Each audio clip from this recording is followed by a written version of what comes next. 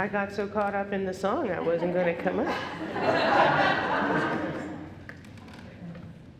I have to tell you that if you were ever wondering about the ability of prayer to be able to create manifestations of what it is that you want, or if you were wondering about whether or not you should get a prayer chaplain, I was hoping to go to Selma for years, and I just couldn't make it happen. And I decided that I was going to share that information with my prayer chaplain. And I have to tell you that I also learned how to speak what it is that you want and to just keep saying it. So I kept saying it to anybody that I saw that I wanted to go to Selma. And my prayer chaplain, every time she saw me, she would talk about Selma. And when it finally seemed like I was going to be able to go, which was just a week before, I then got a sinus infection. And you can't fly with a sinus infection. And I thought, oh man, this is the end of that. And we just kept speaking it, and we just kept praying more. And another prayer chaplain sent me this list of things that I should try. And I called Kaiser, and 2 Kaiser doctors said, we're going to help you get to Selma. And what they suggested was exactly what the prayer chaplain suggested to me. And I got to go.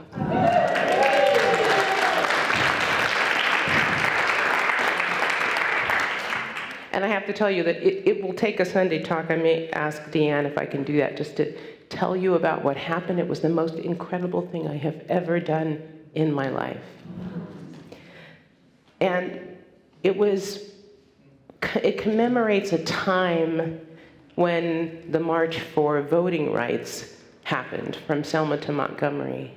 But the anniversary that occurs each year is the anniversary of Bloody Sunday, which was the first of 3 attempts to do that march from Selma to Montgomery.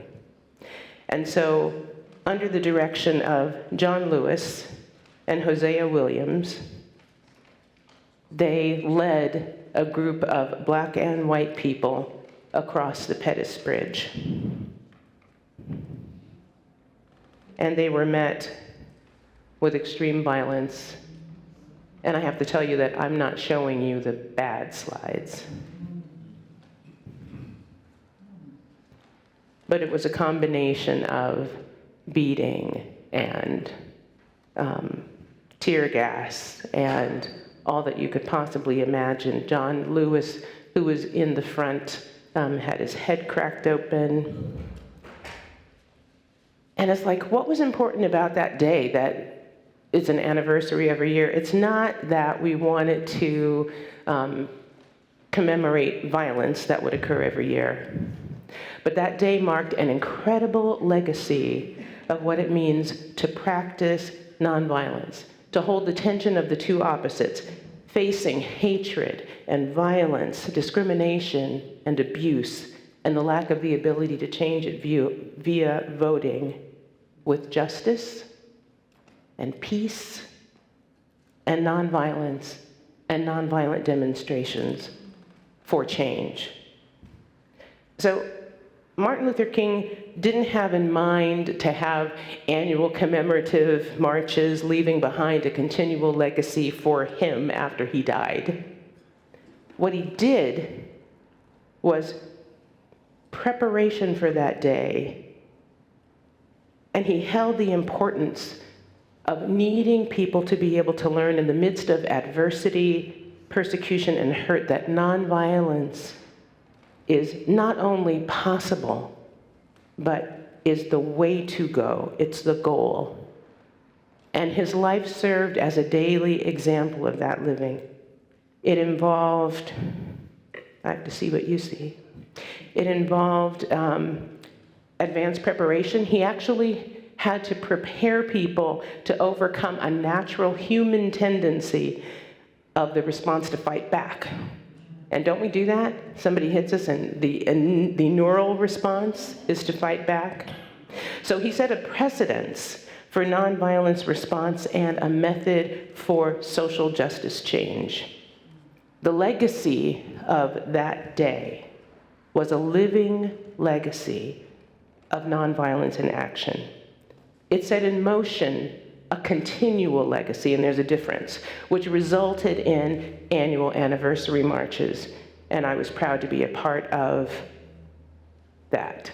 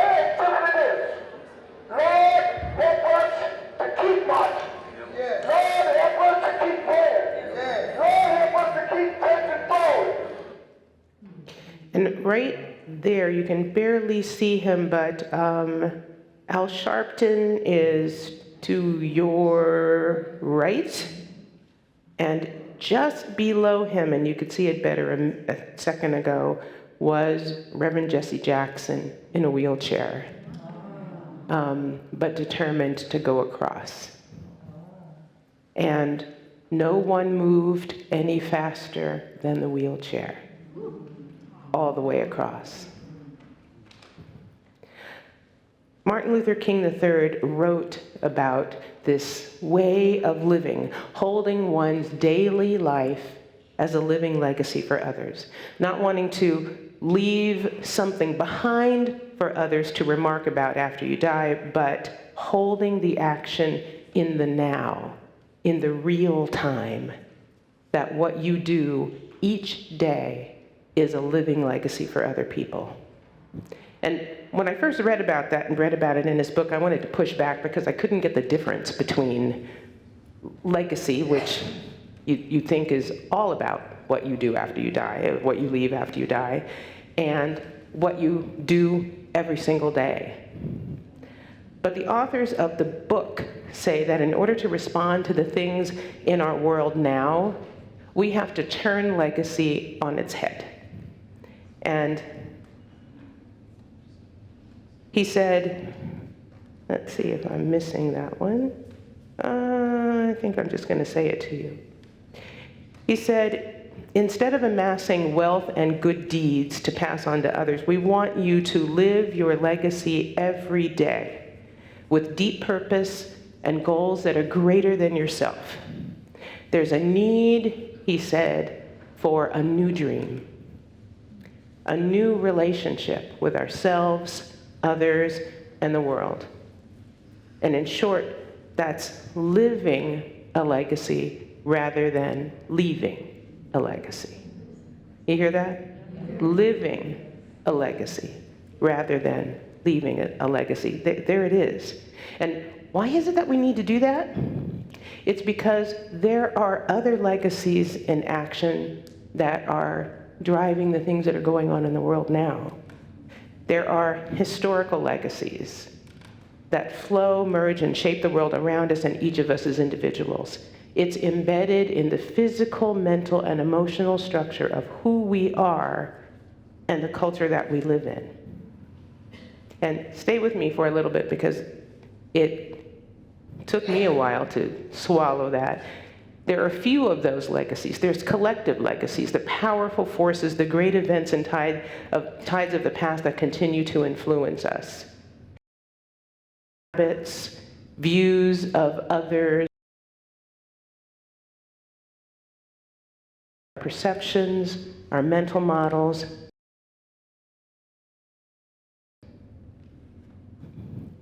And there's this woman named Cindy Acker who wrote a dissertation a long time ago. I was looking for somebody else other than me, but that's what came up.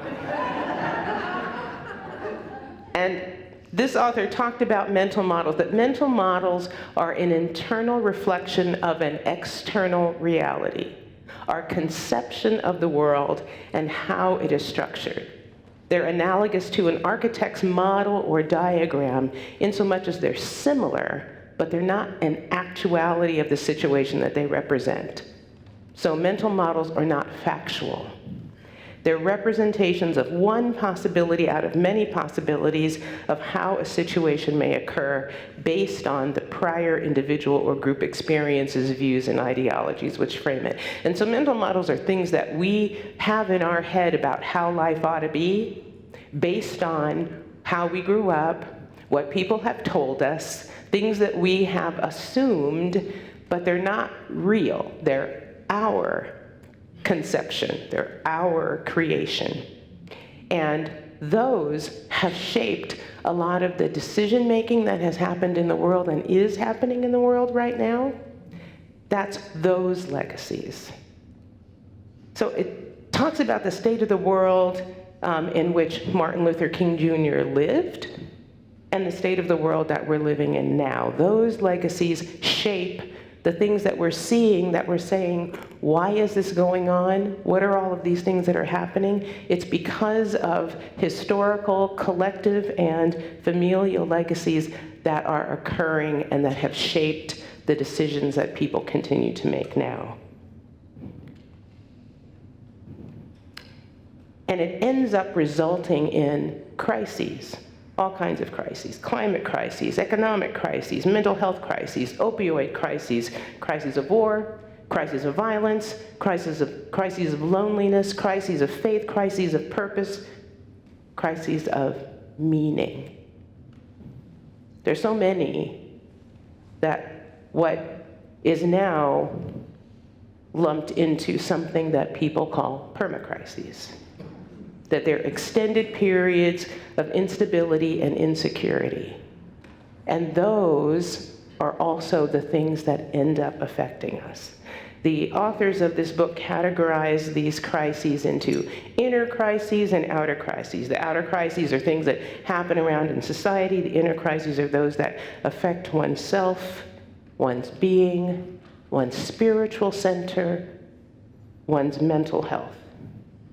But the kicker is that outer crises affect inner crises. And then inner crises create more outer crises. And then the outer crises create more inner crises. It's a dangerous, perpetual, cyclical state of permacrises. And that's what we're in right now. It's what we're calling the all that stuff. But it actually has a name. And the more those collective crises fuel our inner crises, even when the information isn't true, even when the information that you hear at 8 o'clock changes at 4 o'clock, the more we become susceptible to the harm of these legacies, therefore these crises, because they then shape our mental models, and it risks affecting our outlook toward ourselves, toward others, affecting our outer and inner crises. So we recognize that the negative things in the world are the results of those negative legacies. And those legacies have an origin. There's a parable that I want to read you from this book, and I think Christine is getting this book from the bookstore. This is a parable by Desmond Tutu. It says, late one afternoon, a group of villagers gathered by the riverside. Some were fishing, others washing clothes, but all looked up when they heard a cry. A ways upstream and moving fast, they could see a child's head bobbing in the current, her arms waving and splashing desperately. A villager quickly dove in and managed to grab the child before the swift waters could sweep her away, towing her back to land with the help of the others. No sooner had they reached land when 2 or more flailing children appeared upriver. The people on the bank shouted in alarm, and more came running from the village. Together, linking arm in arm, they made a human net to catch the drowning children as they passed. But already yet another child was visible, thrashing and trying to stay afloat. A woman broke from the chain of villagers and began to run up the riverbank. "Where are you going?" the others cried. "You must help us save these children." "We can't just keep pulling them out," the woman said. "I'm going upstream to find out why they're falling in."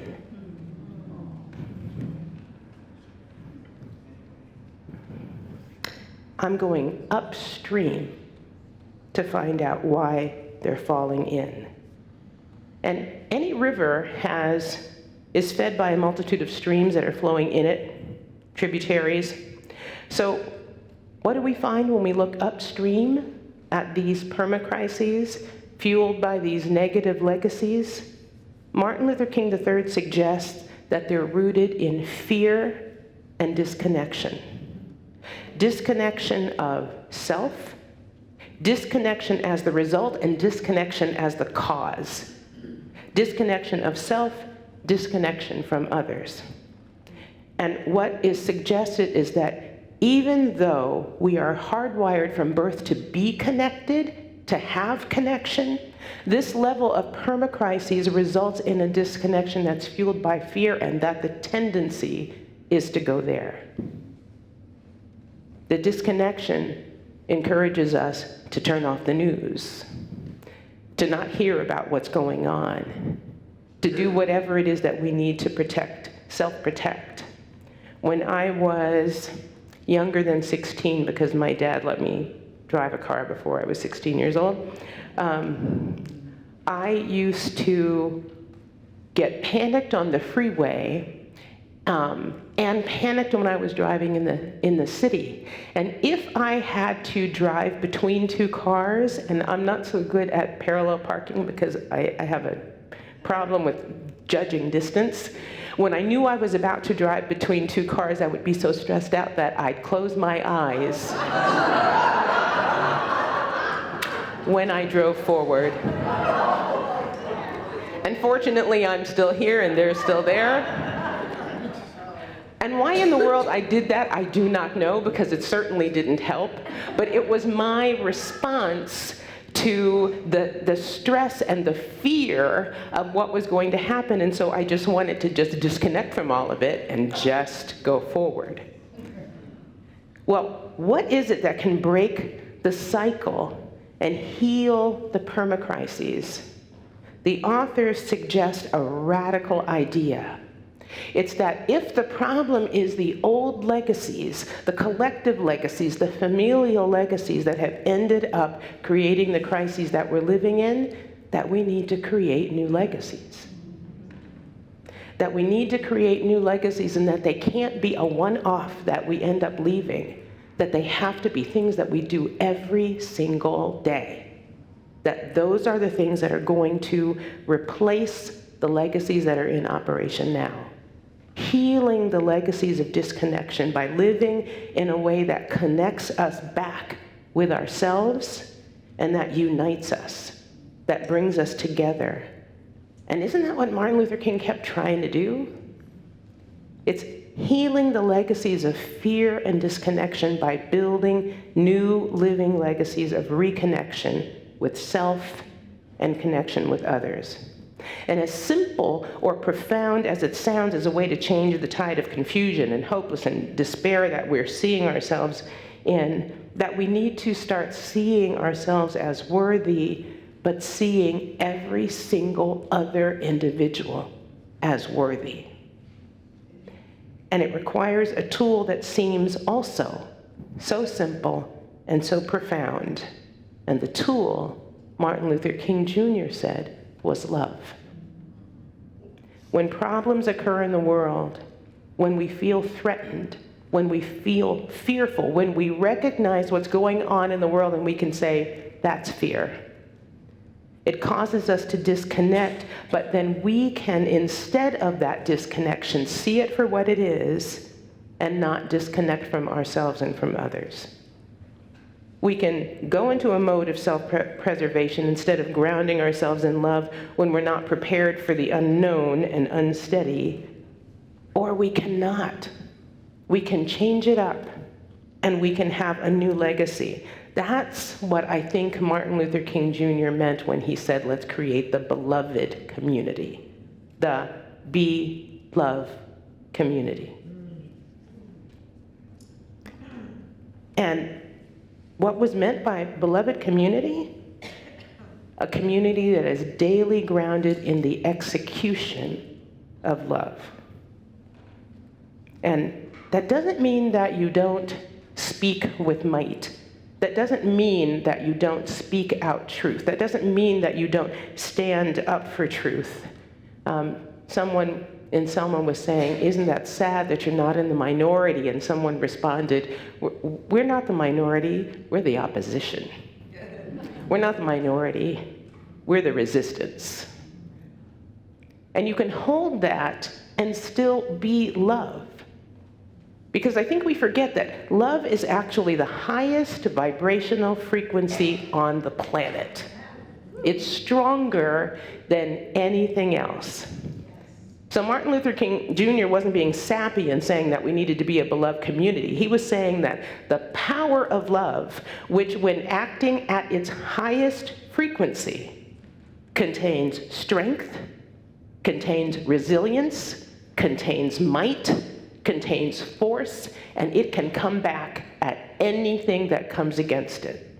It will surpass negative thought, which leads to negative action.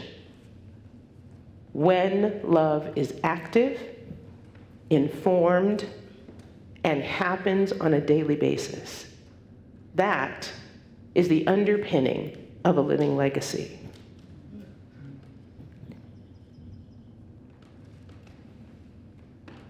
There's that slide I was wondering about. A living legacy involves making choices to live in a way that leads to connection, purpose, and meaning. It provides a path to healing ourselves and to achieving what is often the most elusive human desire, which is fulfillment. What did we sing this morning? There's quite enough love for all of us. There's quite enough love for all the world. Well, that love is not just a feeling, it's an action that is so powerful when we engage it that it can change the force of what is going on in the world. We can look straight ahead at things in the world, and we can take positive action motivated by love, but powerful in its response. We can be a community grounded in love, expressing itself in the many ways possible as a daily living legacy.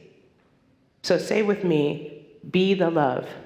Be the love. Say it again. Be the love. Be the love that loves self and sees self as worthy. Say it again. Be the love. Be the love that accepts people unlike yourself. Say it again. Be the love. Be the love that seeks only to speak truth and kindness. Say it again. Be the love that refuses to return harm to others. Say it again. Be the love that treats our family members with respect no matter how they orient themselves. Say it again. Be the love that is vulnerable with those around you. Say it again. Be the love that can own one's mistakes without pointing a finger at somebody else. Say it again. Be the love that speaks justice and loves kindness. Say it again. Be the love that will not be silent when injustice in any form occurs against others. Say it again. Be the love that is willing to support community. Say it again. Be the love as a daily living legacy so that what you say is not at odds with who you are and what you do. The state of the world now gives evidence that there is no time to wait until you die to leave a legacy. There is a perpetual cycle that is moving at a tremendous pace, and we have to break the cycle, we have to heal the cycle, and we have to have daily living legacies now. As the writer said, once we discover how to live our legacies every day, rather than focusing on just leaving them, we are able to live more fully in the present as opposed to being stuck in the past or fretting about the future. So we care less about the legacies we are leaving, and we care more about the legacies that we are living. Keep standing if you're standing. And let's just take that into a moment of meditation.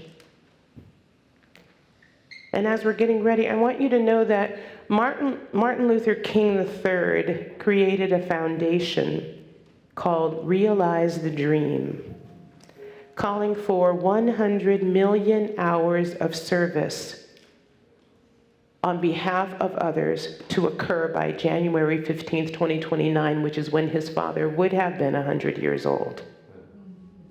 So I want you to take a moment to ask yourself, how can you leave your daily legacy?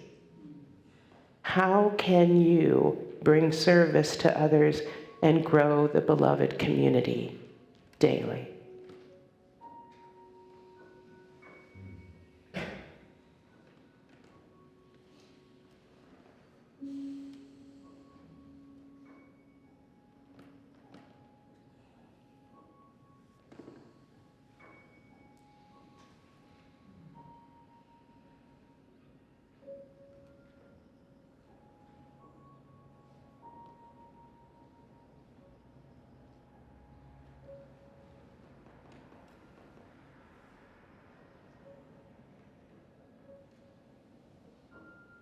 And if you will look up, and before you say it, I just want you to feel it.